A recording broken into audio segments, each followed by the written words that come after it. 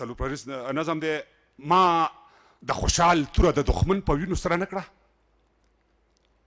ما د خوشحال توره د دښمن په وینو سره نه کړه. ما د باچا خان اساسنامه خوره وره نه کړه. ما د اجمل خان د غیرت چغه دوباره نه کړه. ما د الجهاد او د تکبیر پورته ناره نه کړه. نو ووایې ملګرو ډیورنډ لاین منئ که نه منئ؟ ووایې ملګرو ډیورنډ لاین منئ که نه منئ؟ بس خبره ختمه. ابۍ مړه ته به یې پرېښوله. ما دلته مغرورې ککرۍ را پرځولې دي. ما دلته مغرورې ککرۍ را پرځولې دي. ما د سکندر بهادرۍ را پرځولې دي. ما د غدارانو غدارۍ را پرځولې دي. ما دلته بلا امپراتورۍ را پرځولې دي. تاسو دغه تور او سپین چک پاین منئ که نه منئ؟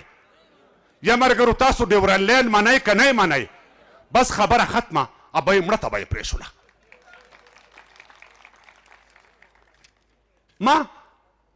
ما د یو جمهور تر مخه هم سپین بغاوت کړی. ما د یو جمهور تر مخه هم سپین بغاوت کړی. ما د ظالمانو نه تل کرکه او نفرت کړی. ما په سپین میدان د هر غاصب مخ ته جرأت کړی. ما په سرو نه دی، ما په زړونو حکومت کړی.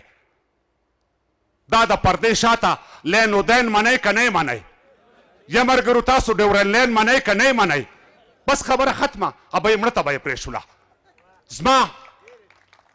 زما په قلمرو چې څوک راغلي ما ویشتلي دي.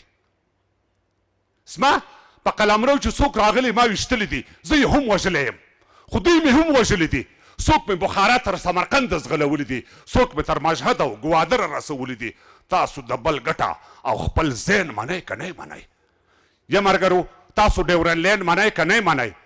بس خبره ختمه. ابۍ مړه ته به یې پرېښوله. ښه درته په یاد ده د میوند د ملالۍ قصه؟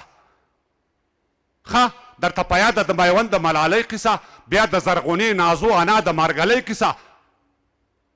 بیا د بابر خان او د شهید شابوړۍ قصه؟ هیره خو به م نه وي د ناهید د ځوانۍ قصه. یو ملک دو حکومته عین و غین منئ که نه منئ؟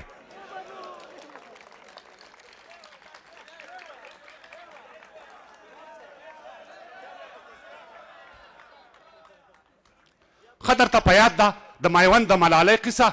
بیا د زرغونې نازو انا د مرګلۍ قصه؟ بیا د بابر خان او د شهید شابوړۍ قصه؟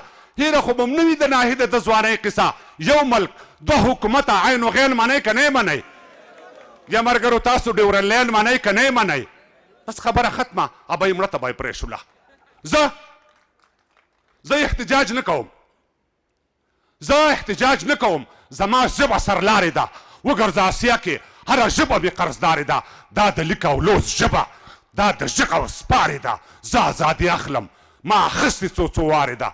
خپل زنځیر په بل پسې ټوجین منئ که نه منئ؟ یا ملګرو تاسو ډیورنډ لاین منئ که نه منئ؟ بس خبره ختمه. ابۍ مړه ته به یې پرېښوله. خیر که اکبر خان او ایوب خان محمد جان خان نشته، خیر که ایمل خان او دریا خان او باکو خان نشته، خو ما ته به دا نه وایي چې ستا ځمکه اسمان نشته. چا ویلي چې موږ کې پښتو نشته، ایمان نشته؟ دا د بل د واک لاندې بحرین منئ که نه منئ؟